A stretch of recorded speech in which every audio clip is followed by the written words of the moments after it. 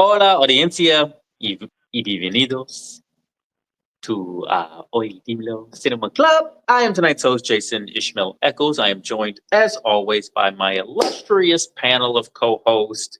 We have Steve Des TV, El Dondino, and Marina. Watch, laugh, cry. So we are reviewing the Wong Kar-wai film from 2000 called In the Mood for Love. This is my first ever Wong Kar-wai film, and someone put me on him like 2 or 3 years ago. Actually, my cinematographer, Ron Kirakawa, put me on this director, and I hadn't seen any of his movies, so it's been on my long list for a while. And I said, you know what, Cinema Club, come on the journey with me. Let's see what this is all about. So I just sort of randomly picked one of his films. This is the one from 2000. I guess I just sort of also wanted to keep Marina in mind and not pick something before 1960. But Damn. but I will say this: this is all true. But the universe would have it no other way and put it in the 1960s. The story. So here we are. That's why I chose this movie, and I am really looking forward to your reviews. And since I used you in my little opening monologue, Marina, why don't you tell us your first thoughts of In the Mood for Love? Yes. Yeah. So you called it. I was like, okay, seems foreign. I was like, but 2001. No. It still goes a long way, even if the story's being told about the past. Like, I mean, let's be real. Like the digital everything was just like still so cool. Like I have to hand it to you. This was not a sucky movie at all. Like even like for me and the way my attention disorder is, I was still captivated. And not having to read subtitles and everything. First time watching it, just like right away, like super pretty people. I was just like, have I brushed my hair in a week? I don't know, but they look so nice. Like the wardrobe was nice. I didn't really understand things at first, like living situations, but I just was so enthralled and captivated, and I wanted to know what was happening. Yeah, just right away I was pretty captivated because obviously they have a couple cool things that we'll probably dive into more about, like just like not showing particular people and keeping you like in suspense about certain things, but did a really good job on a first impression of just like pulling you in and really caring about these people and what's going to happen um and who's going to love each other and everything. So really, really, really good first impression for me. Very, very cool. Okay. How about Steve Des TV? What do you think? What's your first impression? My first impression, so if you haven't read, I'm in the mood of hate. You know what I'm saying? Uh, no, I thought like, let me highlight first the positives, I would say, of the film. Uh, I think the aesthetic and the cinematography was absolutely amazing. I think this is a film, in my personal opinion, even though I did not see the trailer, I feel like you can make a bunch of different, very cool looking trailers out of this movie. Um, but out of that, story wise, or like I would say, certain things that I wasn't necessarily too keen, is just about just certain drawn things of the film itself. I thought the score in this movie was actually better than the other one that we watched, personally. But I really believe that like this film, I understand that it's also a period piece. This movie was made in 2000 or released in 2000, and it's representing the 60s. Uh, there's certain things history wise that I didn't necessarily get because I'm not as familiar. Hopefully, we can dive into that.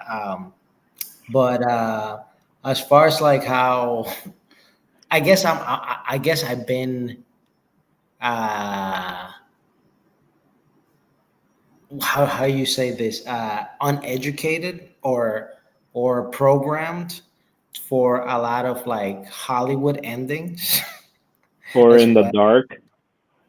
And I was just like, I felt very underwhelmed when it came to like towards the end of the film, myself personally. But I really love the cinematography of the film. The outfits of the film were also amazing. The ones that the, women were constantly wearing there and stuff. And overall first impressions, like I have mixed feelings about the movie. Visually is stunning. Story wise is nice. But just certain choices, I guess script wise or whatever, I was just like, man, I would have dulled this up a little bit more. I would have changed this up right here. But yeah, those are my first impressions. Okay, very, very, very cool. Very cool. Dylan, what do you got for us? First impression. Oh man, I loved it. I'm so glad we're back at watching good movies, y'all.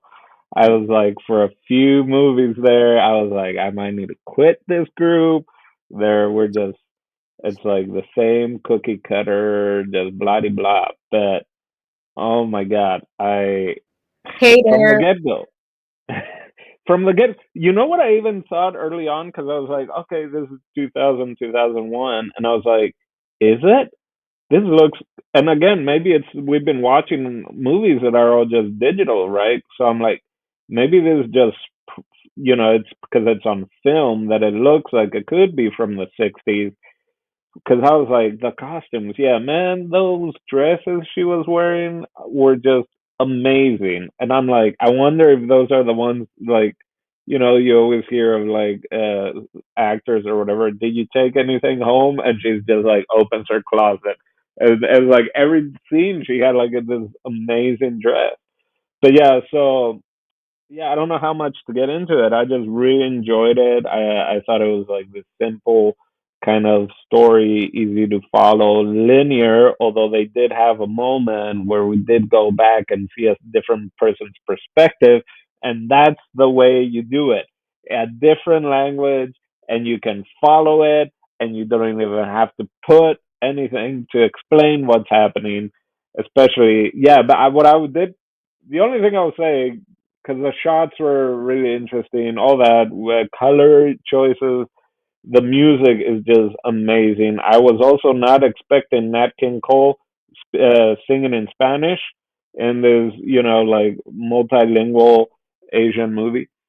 But I will say that it's a PG movie, which I'm like, okay, but it deals with infidelity, and I'm like, I don't know if this is like, I know it doesn't have like sex or like death or all this other shit, but I just found it interesting. Like it's this whole situation about like being unfaithful and cheating and all that, and it's like, yeah, it's PG. The worst you actually see is just, I guess, smoking cigarettes, right? For now is different. Anyway, love the movie. Go watch this. I give it 11 out of 2 challengers. 11 out of 2 challengers. I don't even know what that means. Mic drop. Exactly. So yeah, you did mention some things in there that I do want to cover later, Dino. So let's hold on to some of that. Um, so what I thought about this movie, first impression, there's a lot that I did like about this film. I did like that it was shot in film. I did like a lot of the shot setups and framing. Like a lot of it seemed like a picture or a painting, like a tableau.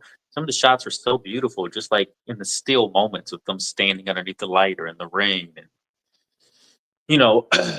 costumes too. I thought the costumes were so great. I like what he was wearing, but you gotta love what she was wearing. It was amazing. Like every dress looked like it needs to be in a movie museum. It was beautiful.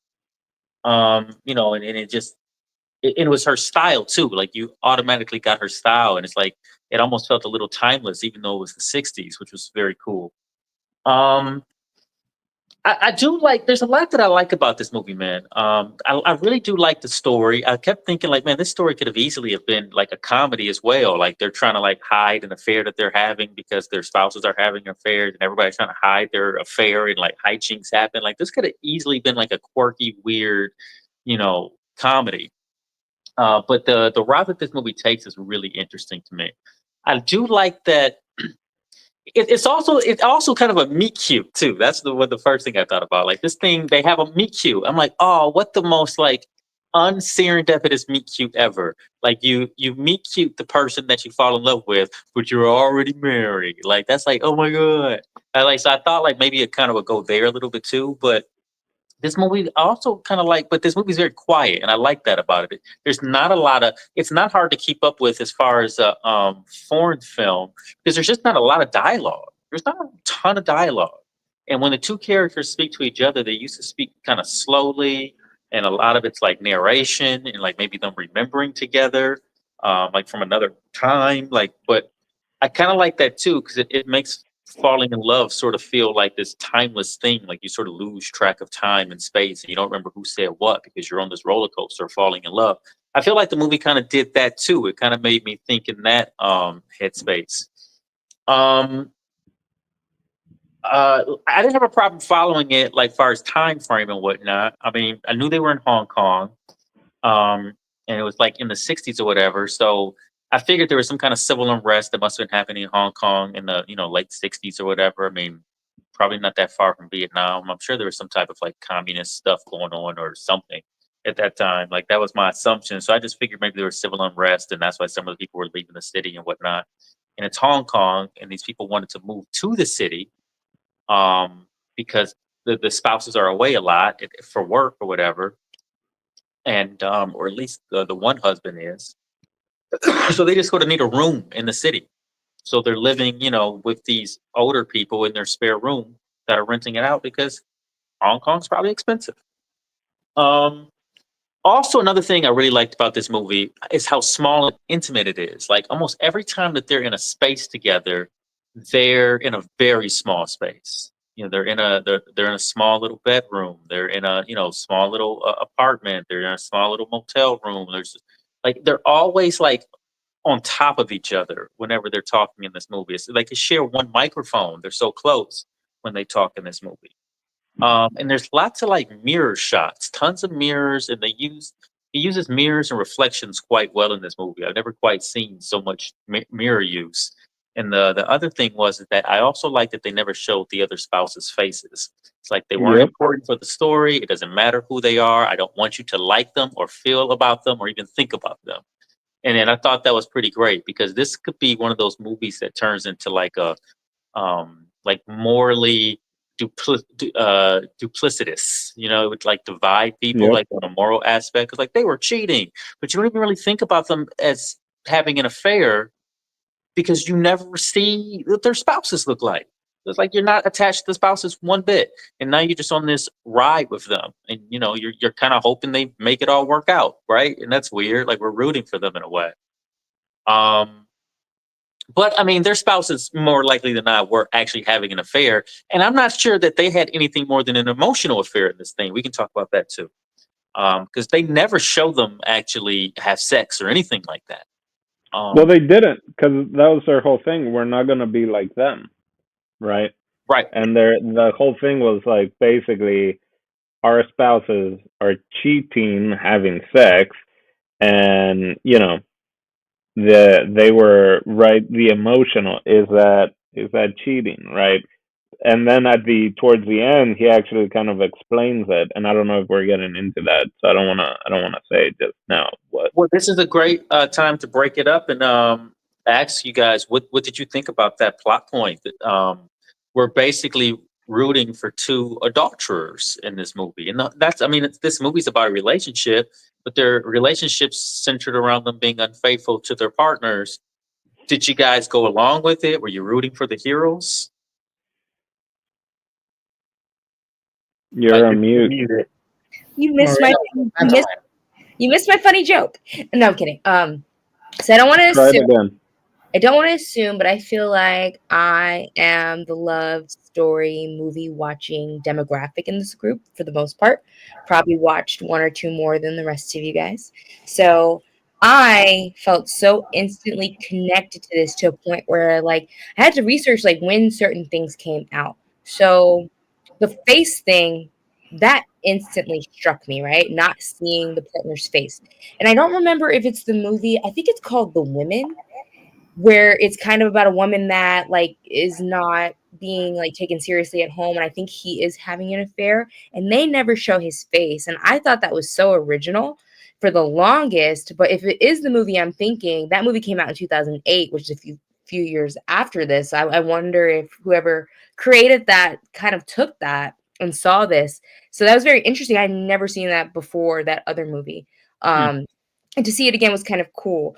And then like a couple of other things, like I think it was kind of mentioned that maybe like you kind of got lost in it, and Jason, you kind of like said like that's kind of like falling in love and getting lost in like the delusion. And so one of my favorite um two movies that like I hate cheaters, but if there's ever another set of movies where like I kind of justify the infidelity, like there is, I forget what year it came out, but it was like way back in the day, An Affair to Remember, Hmm. and then Well, Sleepless Sleepless in Seattle, um, came out with Tom Hanks, like, later on, which was kind of like it was kind of attached to the Affair to Remember, and I really, really, truly feel like the style and the way that they filmed this and, like, the tension that they made you feel while keeping it PG definitely felt like it could be a trilogy amongst that. Like, they could have said this is, like, an Affair to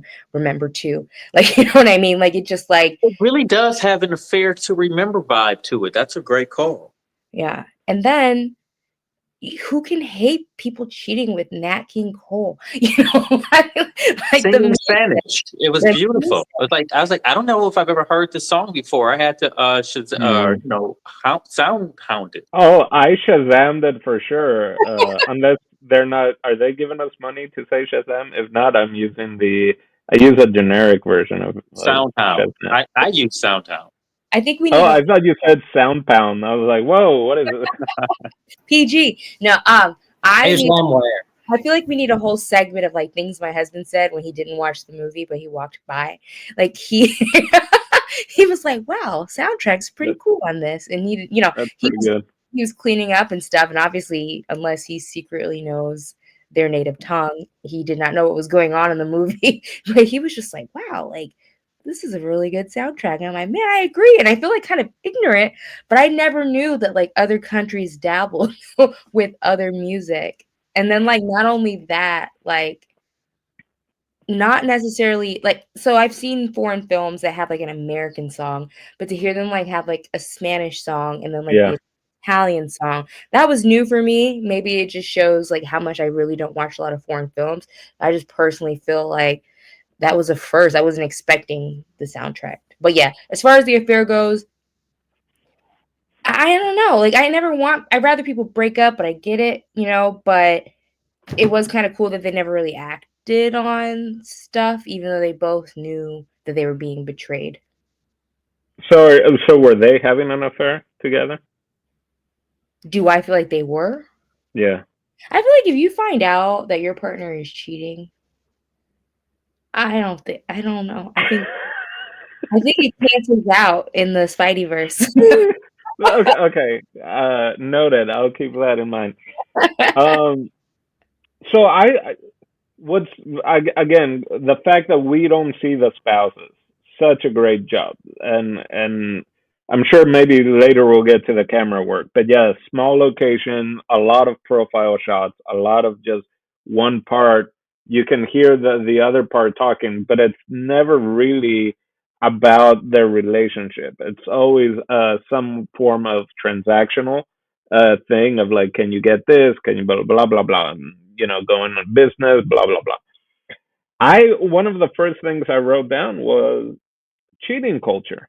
Like not that there isn't cheating here in the US, and not that it's not a thing, but I feel like in some other foreign countries, and I even put Paraguay, like the she was the secretary and she was buying stuff, and for her boss that she knew was clearly had a mistress also, right? That was a big thing early on. We see that. Then you have the guy's buddy, which by the way is my favorite character. Don't condone his actions. Maybe we'll get into characters later, but open about talking about cheating and all that. So I assume like it would be like the meet cute, because I from the get go I thought they were gonna be the cheaters to begin with, right? Because it's I kind of agree with like this could be a sitcom, right? They're both moving in at the same time. No, those are not my books. Those are their books. Oh, let me go give it to them, and that's how they meet. So I just assumed they were going to be the cheaters from the get go. And then finding out that this happens, and then how it starts to unravel was so well done, because we haven't seen many movies like that, right? Of the cheatees kind of being the ones that have to deal with the loneliness or the betrayal. And if you do it, that was part of the thing. If you actually do it, are you, even though it's like eye for an eye or whatever, are you any good, any better than your other half that's the one that's cheating, instead of just breaking it off or whatever? And just to go back to the lines that I wrote at the very end was that uh his whole idea was only curious to know how it happened, right? And then he kind of says, and then I realized feelings can creep up just like that. But it was so interesting that they would role play as each other's significant others to try and figure out what happened, right? Like, oh, your wife eating spicy food. Oh, he calls at this time, or oh, he does this, and then having acting out scenes. It's what I've heard of the couples counseling or whatever, right? Of like putting in situations or improv games of new choice, right? The whole like slap, like confessing that cheated. And then it's like, oh no, he's just pretending to be her husband and she's slapping him. But it's actually, it was, all that was, yeah, it was great. Maybe I went on a little tangent, but I'm back, guys. No, I'm with all that like surprise stuff too. There was a lot of surprises for the back of the head in the conversation. You don't know who she's talking to. I loved all that. I thought that was just terrific storytelling to keep the audience kind of like you don't know, this guy might pull a fast one on you at some point. Yeah, because we've seen what's that movie with those three girls? I think it's the ex-wife, the new wife, and the girlfriend, maybe. Or and is it Cameron Diaz one of them? And then they decide to team up and like take down the cheater, right? We've seen those kind of movies a lot, where the people that get cheated on kind of find each other and then they become friends, right? And then the person that's the cheater is the one that's left out to fend for themselves, but So let me not ask you this. another question. And that's a top comfort movie for me, right? By the way, Which, the which other one? one, the other woman. Oh, that's what it's called. Yeah. So I had a question for you guys.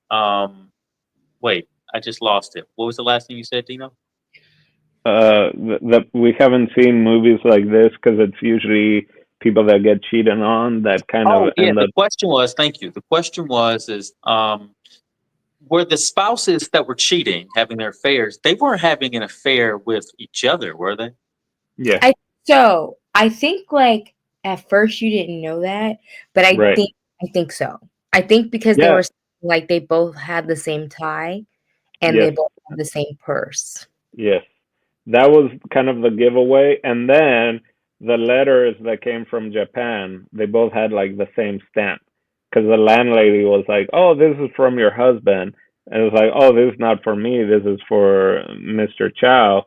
and the landlady is like, "Oh, I just I got messed up because the mail stamp is from Japan." So like it unraveled that all Yeah. these signs were that they were the ones that were actually cheating Because on each other. it starts with the friend saying like, "Hey, I saw your wife with like Yeah, another." It's And What then a always bizarre way to fall in love with someone. yeah. too, like, you didn't, because they didn't start putting those Easter eggs in till later. But in the beginning of the movie, when they go down for dinner, when you don't realize it, who his wife is, but when she walks in, she kind of like shoos past her and like touches her husband. And from like that back profile, I thought that was the guy, like the guy that's getting cheated on. But then I was like, shoot, that was her husband. So once I found out, like, oh, that's why she came in and she was just like, move out of my way, kind of. And then she said hi to him. And then like she went to go sit down next to her husband. And then her husband leaves because he probably could sense it. And he leaves the dining room and then Wow. just like, yeah. So I do think, yes, that's the answer. Yeah. Yeah, that's wild. Yeah, what a completely bizarre and, at least to me, seemingly original way for two people to meet and fall in love. Like, this is by far the strangest meet cute No. I've ever seen in any piece Because of movie. But now that you I think want. about it, is it Yeah, strange? go on. Did they plan on living there? Did they plan it? Oh shit! Because she said, "What are the odds you both moved in today?" Like that was like a foreshadowing for Yeah, sure. well, that's what I thought was the meet cute part about it. Just like some weird universal event just Yeah, brings them together, just to kind of get us going. And that's their big bang. It could have been the partners were already together and then, like, let's just live next door to each other to make things simpler. That would have been wild. damn, I would have to like rewatch to see if there's any clues for that. Marina, that's the hottest take I've heard. I Just because think on everything here. lady said kind of foreshadowed stuff. So it just makes me wonder if she was just trying to keep her cool. Like, oh, you guys are both moving in today. That's crazy. 2 move-ins, same and day. what about if the husband that's working for a Japanese man, the secretary was the other dude's wife? Well, the secretary was that woman. Point two, like was he Yeah, cheating on two, like was she sleeping with her boss and was she also the wife of the guy? I thought about that too, like because at first that's what I thought it was. I thought maybe the husband had a partner elsewhere and then right. the neighbor's wife was the Took mistress that place. of her boss, but it still could be one and the same. I don't know, Right. everybody's Um, I was just wondering, like, whoever wrote this, because I'm like, if you feel, well, you like, were they cheated on, and so then you just start thinking, like, did I do something? Did I miss something? And like, it's backtracking, and was this a way of like getting that story of like, how do you piece things together to find out whether or not what happened, what led to this, was I not there, they're working late, do this and that, traveling, right? So yeah, I that's what I was also thinking of, like, that I this idea is interesting for sure. And like, was it the writer that a similar thing happened to them, and they were like, well, I got this idea now because I can't figure it out, so what if it happens?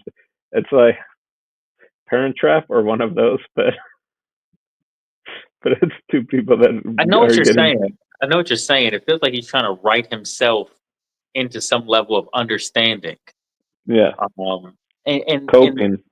yeah, in this movie, that's all this movie kind of does. It just tries to cope with itself. There is no like real resolution. It's just time goes on and things happen. And I it's also something beautiful about like them just sort of missing each other, like boats in the night. You know what I mean? Like Right. she's technically there, but that doesn't sound like her life. You know what I mean? Like, oh, okay, well, single woman with a kid or whatever they said it was. Like, well, that's not her. It's like, it's crazy. It's a little bit crazy, It and it's was like, her though, right? It was her. No, it was Yeah. her. It was definitely like I feel like every time we watch a foreign film, we should have a things that I missed when I looked down to check a text message. Mm. Because first I looked up and there was a sun, and I was like, oh, let me rewind this real quick. And then something else someone said that I missed. I missed something. And I had to take it back a bit. Like just like it's just so funny how you can miss so much if you're not hearing the what is happening. But that definitely was one of them, like the time jump to her coming back with the little boy and then him coming back to check on them. And they're like, oh, there's just someone. Well, the people had left that owned it, but then like next door is just a lady with the son, you know. So Yeah, man, And 'cause- it's weird, yeah. and like she thought he was gone, so like she's a little heartbroken. Like, man, I'm never gonna see him again, and him the same. It's crazy. Also, this might have the shortest scenes in movie I've ever seen. It was so quick. It was just, and I was like, I mean, Hong Kong, we didn't see much of the city, but that's a bustling, right, compared to where maybe they came from. And it was just like, I'm only showing you what you gotta see.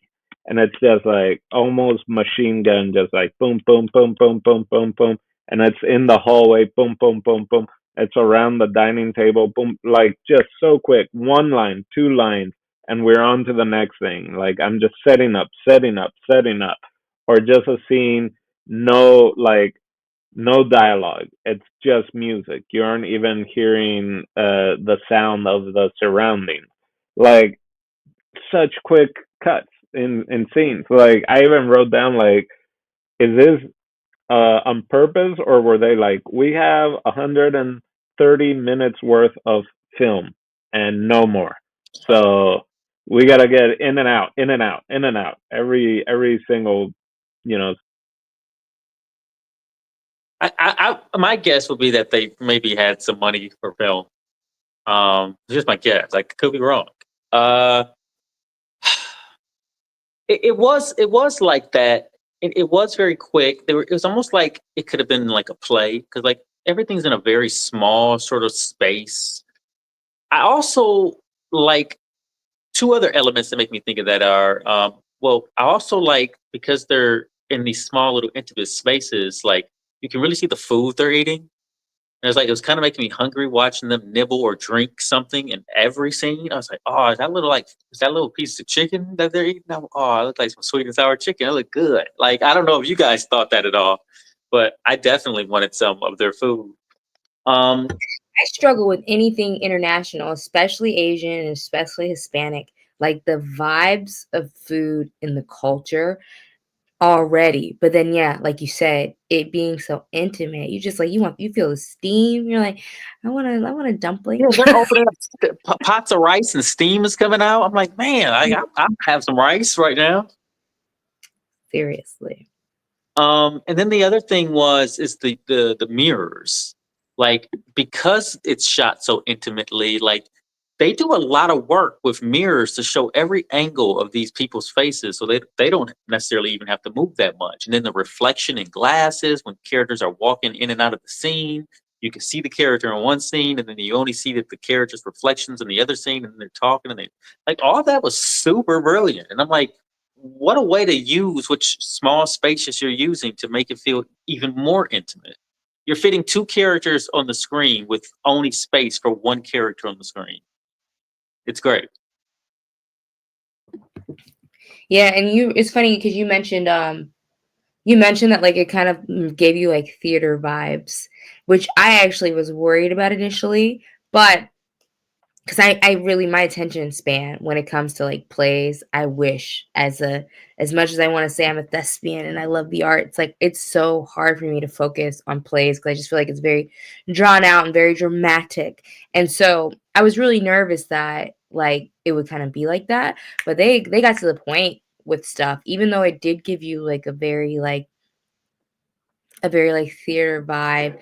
I do feel like still the point was got across. You still felt like the human nature. You still felt like it still felt like it was like still a movie more so than a play. But they took the best things from a play where I feel like, outfits are always really intricate and plays like just like it's like so it zoomed in on them, but the things that I can't really deal with with the play weren't there. So it was just like the best of both worlds. Having to sit amongst strangers, the things that you just will not tolerate. Super long dialogue I'm where they kidding. I know. I'm just messing. So Marina is a hate spion, not a super long dialogue. Instead of saying "I love you," they say "the sky is blue and the ground is brown and everything around just makes me feel." And when they could have just been like, "I love you, let's run away together," like that's I rather have You don't need the. a big monologue about it. I I got you. don't need it. I don't need the monologue. I just to each his own. What about you, Steve Des? Did you have any thoughts about those three elements I talked about, like the intimacy of them in the space, or the intimacy of us watching them eat food really close, and the use of mirrors to make it even more intimate? No, I think that was one of the things that I enjoyed about the cinematography and the film itself. I mean, it is also a period piece. You got to think about the '60s. You got to think about China, Hong Kong during this time. Like we were saying, there was civil unrest and all that stuff. So, a lot of people then, and I'm maybe assuming now, still live. It's kind of like I don't know. I would compare it to like a New York City. Like people live a little bit more cramped and things like that. But I really like one of my favorite shots personally because I don't know. I love that type of those shots. It's like when they're basically like in their separate rooms, but they're like by the wall, like kind of like they're next to each other, but they're not next to each other, and the camera is just panning like each side.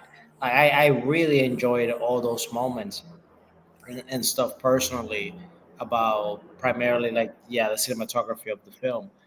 When it came to now talking story itself, one thing that I think that would have character wise would have made I guess that it would have made him jump was when he was really like because they were very particular about they didn't want people to know, but at the same time they were like I want to tell someone, especially the guy, because he was just like, how people used to tell secrets in the hole of a tree and they put mud in it and all that stuff.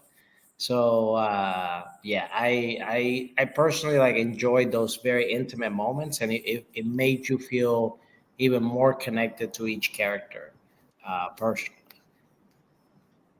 Yep, for sure. Right on.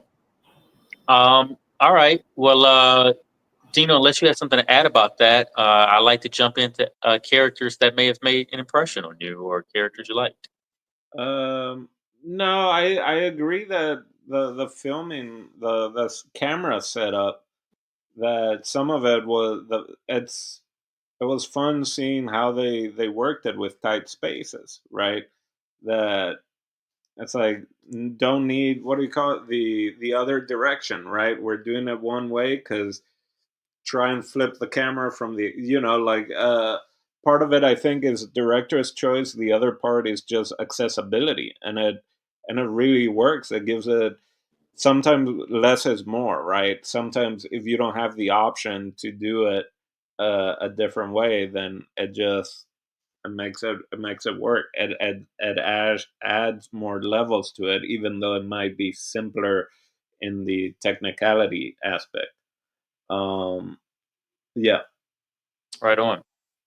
How about a favorite character from you, Marina? Do you have a? Mrs. Chan was that girl, okay?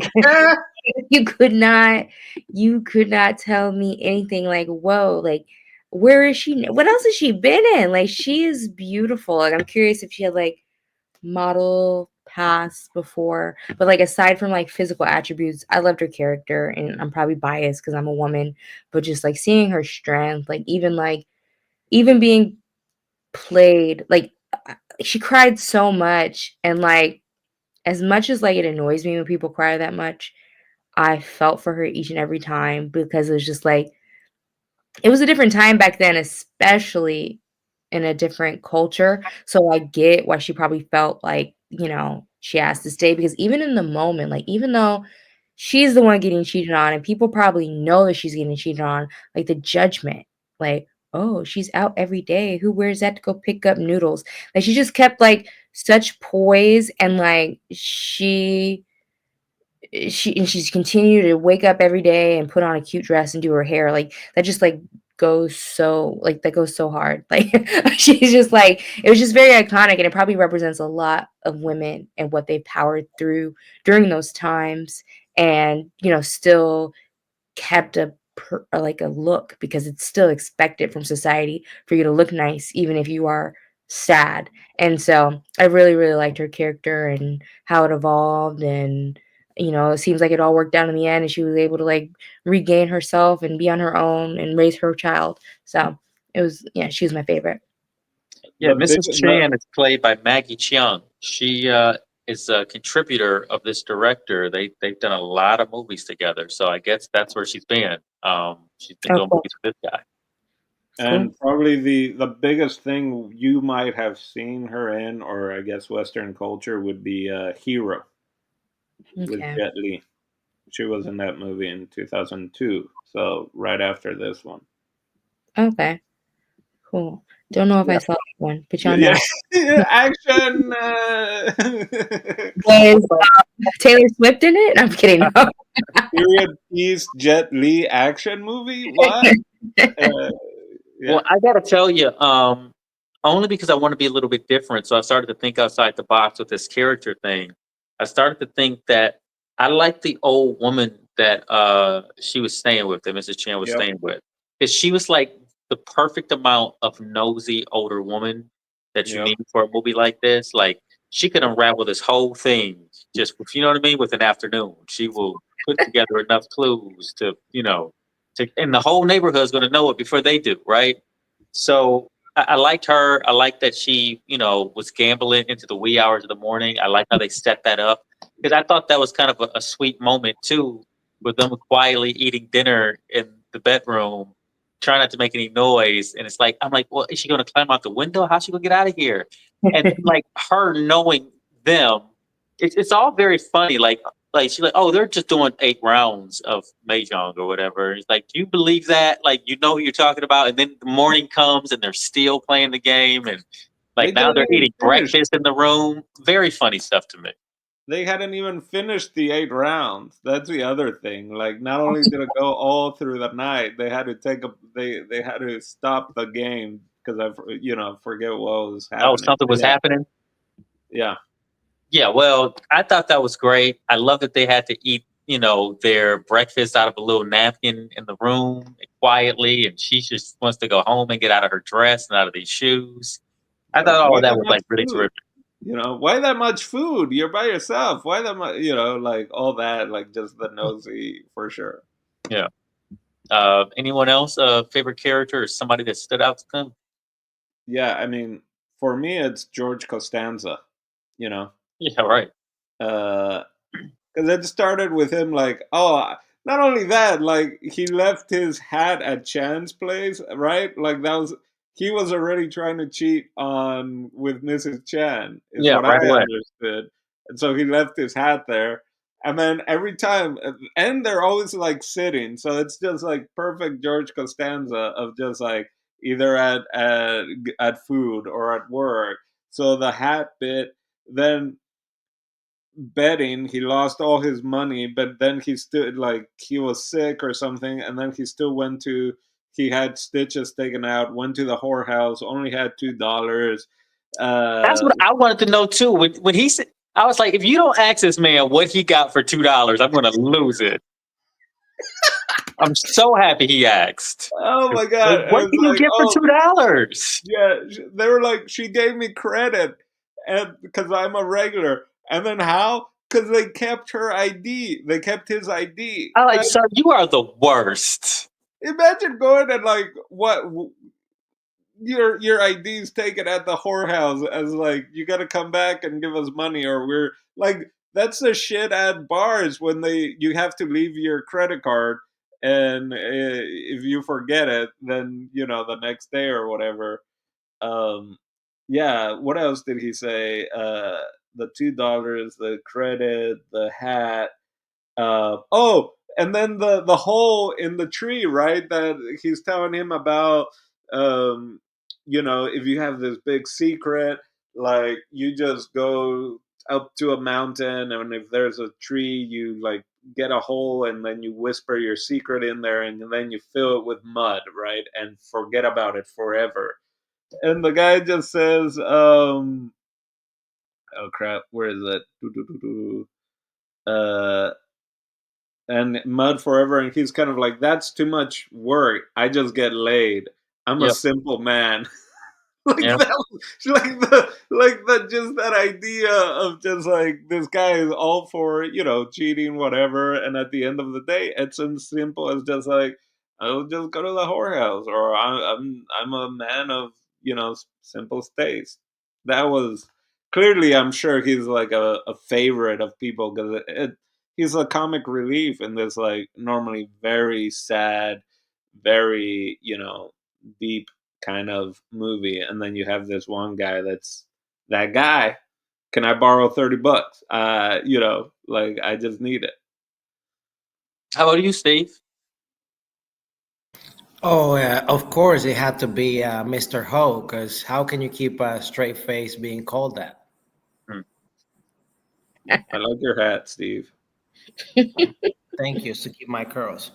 Uh, yeah, but no, every character you guys mentioned will be, a pick of mine. It was just like, okay, Marina mentioned what I was gonna mention. Jason mentioned what I was gonna mention.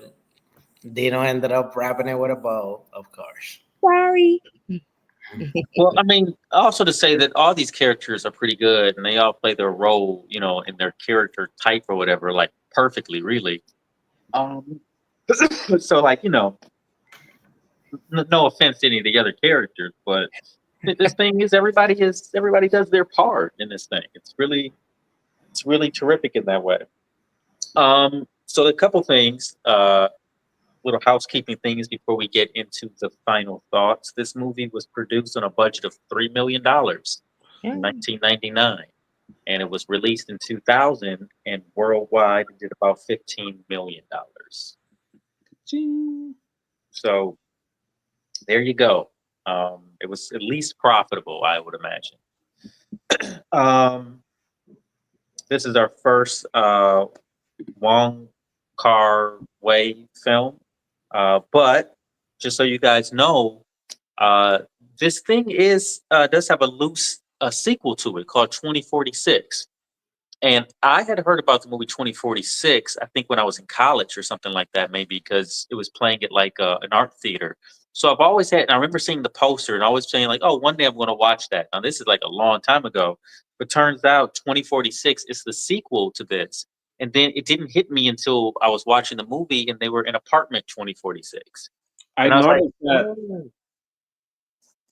So this thing may not have as an ambiguous ending as one might hope if this thing does have a cinematic universe. But also, this is like the second of the three movies. Apparently, this is like a trilogy thing, and I think it feels like from what I'm looking at, it follows the guy, Chow Mong Wang, um, the Tony Leung character. Seems like he might be the only one in all three of these, if I'm not mistaken. But She's in at least 2046. she is in 2046, correct? Correct. So this thing that says it's a loose sequel where they talk about, I don't know. You have to see it to see it. But just wanted to let you guys know that. Uh, excuse me, before we jumped into our final thoughts. So Steve, why don't you take it away with final thoughts? Final thoughts. Just like my first impression, this film has incredible cinematography. Um, I think something very important is because I didn't watch this film by myself. I watched it with my partner, and like she told me at one point, like, why are they showing the clock? And I was like, because they're showing the passage of time. And like if they're and especially the time jumps it does, there's like 3 year jumps and stuff like that.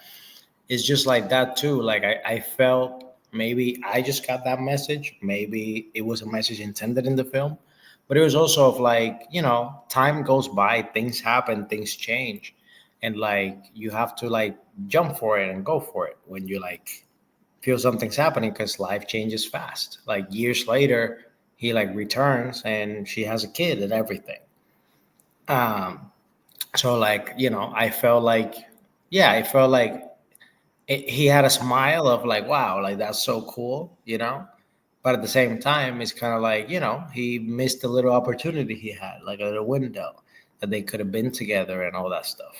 I haven't seen the sequel myself. Will be cool to watch it to see what happens next.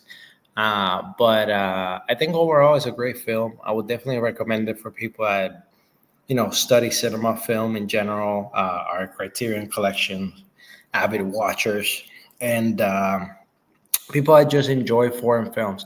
And just for that score alone, the Nat King Cole, again, I really, just like everybody else pretty much here, love that score. It was amazing. So that's my final thoughts. Right on. Thank you, Steve. Dino, Yeah, and excuse me. Gesundheit. And real quick, not just Nat King Cole, but that violin, the theme that kept going, coming back, and was, I thought, great. Yeah, I don't know. The more, even after we talked, I like it even more.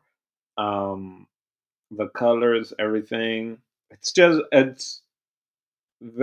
like, again, it deals with cheating and all these things, but it's very unique, and I don't know if you guys just haven't seen this before. Just this idea hasn't been done, because I could have sworn like, oh, this is where they're gonna bone. Oh, they're going to Bone Town right now, right? Like rain, you get all wet. Oh, come on in, take off your clothes. Like, I'm like, they're gonna do it. They're working on the little comics. They're gonna do it, and they didn't. And I was like very impressed, because they kind of kept true to their word. Um, I do think the movie could have, even the one, I guess, thing, like it could have ended. We didn't bring this up, but of the, when he goes and they're talking of like, if I get you a ticket, will you come or whatever? And he goes and she's not there, but then he goes back to the room and he's like, something's missing, something's missing. Like, who took something? And goes back in the room and he notices there's a cigarette butt with lipsticks on. And then we see her. She showed up. He's not there. She's like sniffing the cigarettes, like trying to feel him again. And she smokes a cigarette, sees his slippers. She steals his slippers. I was like, oh my God, that is great. And I was like, it could end right there. Like the realization that she's the one that came in, stole the slippers, but they still didn't meet. Like the whole future thing was cool, like seeing a little bit as you grow and change. And yeah, I was not expecting the Gaul to be in the movie as actual reused footage.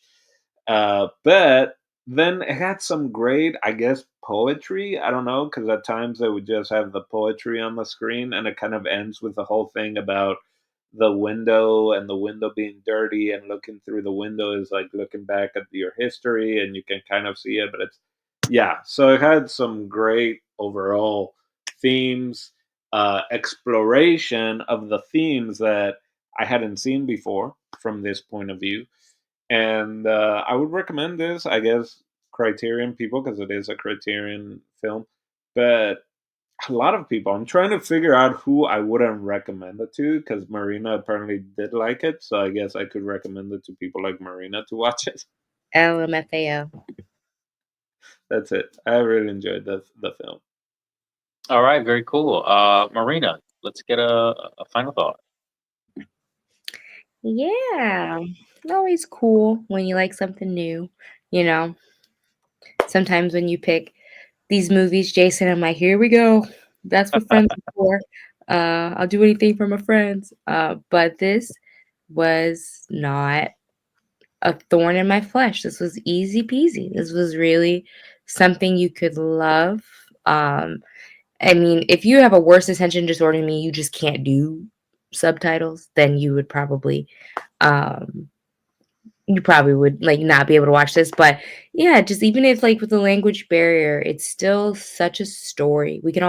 we can all empathize, we can all relate to people that have been in love and to people. I mean, I hope you can't relate, but unfortunately, most of us can relate to betrayal and just like deciding like if our love is like enough and do we want to stay? Do we want to go? What do we want to do? People like the one that got away. I feel like everyone has one of those types of things too. So it was just like an all around good story. And yeah, I would just recommend it to people who like love movies. And then I know it was part of the Criterion Collection, so if I'm speaking with people that are fans and want to knock movies off the list and they may not have prioritized something that's not necessarily like an American film, be like, oh man, that was a great one. Like that's a lot coming from me, you know, I'm kidding. But yeah, no, I really enjoyed it. I enjoyed talking with you guys about it, and it felt kind of cool not to have to be a hater tonight and to like love tonight. So yeah, Right five. on.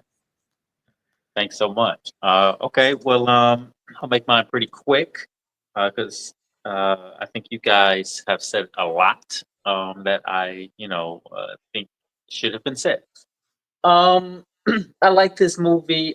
I am also on board with liking it a bit more after having talked to you guys about it because you guys noticed some things that I didn't, which I think is cool. Which makes me think that I would definitely watch this thing again. And the more I think about that, I think I would want to see it like in theaters with like maybe another Wong Kar, way perspective or whatever they call them, reflective perspective, whatever. I don't know. But Keyword. I would want to see it. I think a movie this small and this intimate on the big screen. I want to see how that might feel. It might feel pretty good. Um, yeah, it was cool. I liked it. Who would I recommend it to? I would recommend it to, like you guys said, people who enjoy films from the Criterion list, people who like a good Korean drama, um, people who like cinema that kind of looks like just like tableaus and paintings. A lot of that stuff going on, which was just very cool. Sometimes when movies are too still like that, they can get boring, but this one never did. This one never did. It kind of held every beat for the exact right amount of time and kept the story flowing. So I did appreciate that. Um, yeah, yeah. So People that that's all like I got. people that like Mad Men. Yeah, people who like Mad Men in the 1960s and guys dress for business and ladies dress for business too. Then yeah, they might like this movie. The fashion is pretty cool in it. Does have that 1960s skinny tie, form fitting dresses where ladies are starting to like, shorten up their skirts a bit with the stockings and the shoes. I don't know what any of these clothes are called for women, but you know the type. You guys know what I mean. Yeah, watch all that. Like this movie, it is a piece of art. It is a piece of art. It feels like the director did something very special with what seemed to be limited funds. 30 million bucks isn't a whole lot to make a movie this polished. So you got to know something. So obviously this director's very good, and it inspires me to watch more of his movies, which I will be doing shortly. So that's it for this movie. I guess the only question that I have left is, Steve, what do you got for us next week? Next week, I'm so glad you asked me because it's not my turn. It is Dino's turn. Pew, pew, pew, pew. I almost went for the sequel of this, just for Marina. I almost won Y Tu Mamá También, but no. My choice is Flo, Flo, Flo, Flo, Flo. Is there no picture? Oh, Flo. Oh, can't wait to hate on this one. And not because the Portuguese carpenter that runs out the from us is the same name, but because I've seen this cartoon go around during award season, and looks really interesting. And some of the other screenshots is of a carpincho, aka capybara, and so yeah, I thought maybe let's change it out. Apparently, it is also foreign language. I don't know if that's the one we're gonna get to see here in America, but Marina, maybe more reading for you. All right. Very cool. So for El Dantino, Jason Echoes, watch a laugh cry, Marina, and me, Steve the TV. We'll catch you next week. Bye bye. Bye-bye.